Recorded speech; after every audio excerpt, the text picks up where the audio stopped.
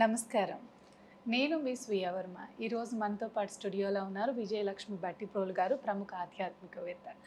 నమస్కారం అమ్మా. నమస్కారం అమ్మా. ఎలా ఉన్నారమ్మా? బాగున్నానమ్మా, చాలా చక్కగా.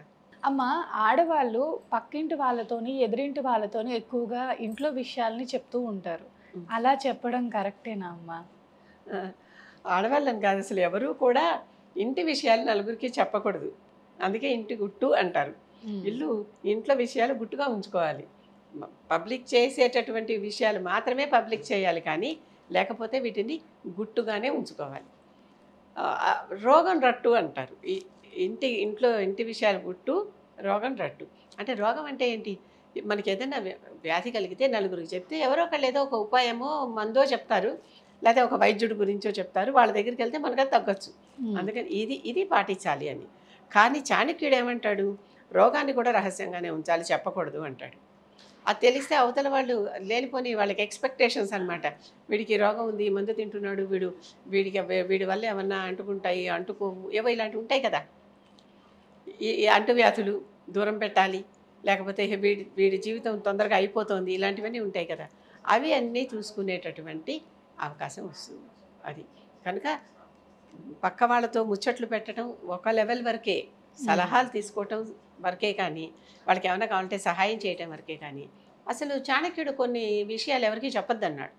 మీ ఆస్తి అప్పులు ఎంత ఉన్నాయి, మీ వయసు ఎంత ఉంది, మీ ఏ మంత్రం సాధన చేస్తున్నారు, ఏ దేవత ఉపాసన చేస్తున్నారు, ఇలాంటి కొన్ని విషయాలు ఉన్నాయి.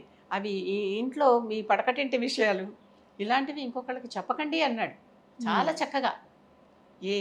చెప్పద్దు అని ఎందుకన్నాడంటే, ఇవి మీకు మాత్రమే పరిమితమైనవి, ఎవరికి వారికే. అంటే మీరు సెంటర్గా ఒక మనిషి ఇలా ఉంటే చుట్టూ సర్కిల్స్ ఊహించుకోండి, కాన్సెంట్రిక్ సర్కిల్స్ అన్నీ ఇక్కడే ఉన్నాయి. ఈ సెంటర్ నుంచే కొంతవరకు ఈ ఇన్ఫర్మేషన్ వెళ్ళొచ్చు, ఇంకొంతవరకు ఆ ఇన్ఫర్మేషన్ వెళ్ళొచ్చు, ఇంకొంతవరకు ఆ ఇన్ఫర్మేషన్ వెళ్ళొచ్చు అన్నట్టు.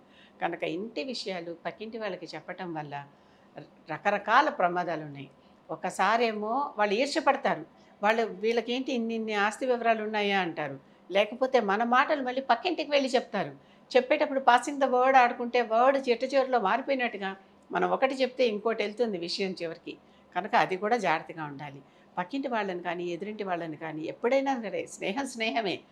ఎంతవరకు వీళ్ళని నేను నమ్మచ్చు అనేటటువంటి విజ్ఞత ప్రతి స్త్రీ తనని తను వాడుకుని, బుర్రను వాడుకుని వీళ్ళకి ఎంతవరకు చెప్పచ్చు ఈ విషయం. వెంటనే ఎవరి దాకా వెళ్ళక్కర్లేదు. దీనికి ఎవరినో కౌన్సిలర్ని కనుక్కునో చేయాల్సిన అవసరం లేదు. ప్రతి వాళ్ళకి మనస్సాక్షి ఉంటుంది, ఒక ఆత్మ నేను ఉంటుంది, అంతరాత్మ. అది వెంటనే ఈ మాట ఇక్కడ ఆపేయి అని చెప్తుంది కూడా మనకి. జాగ్రత్తగా దానిని వినటం నేర్చుకోవాలి. అందుకనే తొందరపడకుండా నెమ్మదిగా కాస్త ఆగి, మనం ఇప్పుడు ఈ మాట నేను మాట్లాడితే తప్ప ఒప్ప మనకి లోపల నుంచి ఒక మెసేజ్ వచ్చేస్తుంది. ఆ మెసేజ్ ఫాలో చేస్తే చాలా మంచిది. వస్తుందా? చాలామందికి రాదేమో అనే మాట కూడా ఉన్నది. మీకు వస్తుందేమో, మాకు రాదు అని చెప్పేవాళ్ళు కూడా ఉంటారు. ఎందుకు రాదు? మనం ప్రాక్టీస్ చేస్తుంటే వస్తుంది. ఎందుకంటే ఇంత లోకాన్ని చూస్తూ ఉంటే మనకి ఏది తప్పు ఏదో ఒప్పు తెలుస్తుంటుంది కదా. తప్పు ఒప్పు అనేదానికి ప్రత్యేకమైన డెఫినేషన్స్ ఉండవు. ఎక్కడా కూడా ఏ పుస్తకం వెతికినా కూడా తప్పు ఒప్పులకి, మంచి చెడులకి డెఫినేషన్లు దొరకవు. సమాజం అంతా ఒప్పుకునేదే మంచి, అదే ఒప్పు. సమాజం అంతా ఒప్పుకునేది చెడు, అదే తప్పు. అంతే, అంతకుమించి ఏం లేదు. ఆ సమాజంలో అది ఒప్పుకుంటే అది ఒప్పే.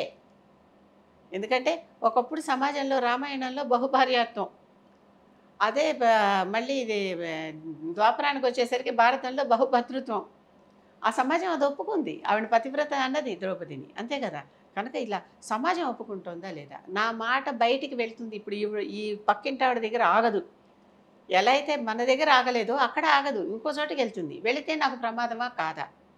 ఏ విషయాన్ని నేను షేర్ చేసుకున్నా పర్వాలేదు, ఏ విషయాన్ని నేను షేర్ చేసుకోకూడదు. ఇది మాత్రం తప్పనిసరిగా ప్రతి స్త్రీ గ్రహించుకోవాల్సిందే. అందుకనే ఆవిడ మల్టీ టాస్కింగ్గా ఉండాలి ఎప్పుడు. స్త్రీ అనేది ఒక్క టాస్క్ చేస్తే లాభం లేదు. ఏదో వంటలు వండేసి కూర్చునో, ఉద్యోగం ఒకటి చేసేసి వచ్చేస్తేనో, పిల్లల్ని ఒక్కళ్ళని పెంచేస్తేనో సరిపోదు. అక్కడ ఇల్లు సర్దుకుంటేనో ఇంతవరకే సరిపోదు. Multi tasking.